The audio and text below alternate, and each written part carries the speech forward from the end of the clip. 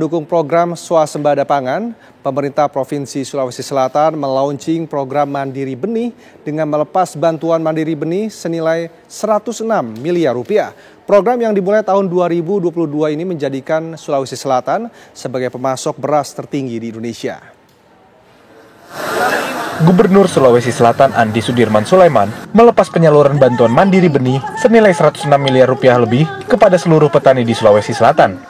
Pemberian bantuan Mandiri Benih kali ini berupa benih padi, benih jagung hibrida, bibit kopi Arabica, bibit durian, kombine, traktor tangan hingga traktor roda 4. Pemberian bantuan program Mandiri Benih yang digelar pemerintah Provinsi Sulawesi Selatan ini sudah digelar sejak 2022 hingga 2023 lalu, dengan target luas lahan yang terus meningkat hingga 200 hektar.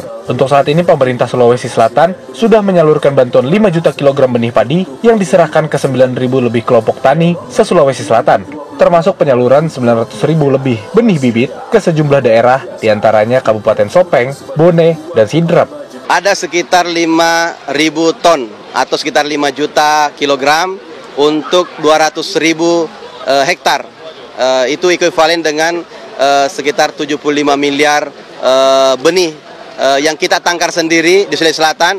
Penangkarannya di sini terbagi di beberapa wilayah, ada sekitar 1.000 lebih tempat penangkaran hektar dan kemudian dibagi ke seluruh masyarakat petani untuk meningkatkan produktivitas. Mandiri benih artinya kita bagaimana menyiapkan sendiri benih, ditangkar di wilayah sendiri dan dibagi untuk masyarakat kita sendiri.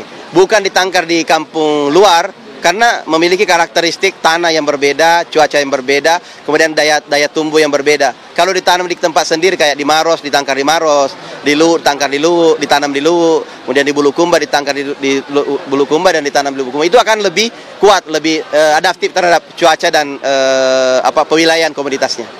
Pelaksanaan program Mandiri Benih ini bukan hal yang baru bagi pemerintah Provinsi Sulawesi Selatan. Program yang mulai dilakukan sejak 2022 lalu berhasil meningkatkan produksi beras di Sulawesi Selatan dan menjadikan Sulawesi Selatan sebagai pemasok beras tertinggi di Indonesia.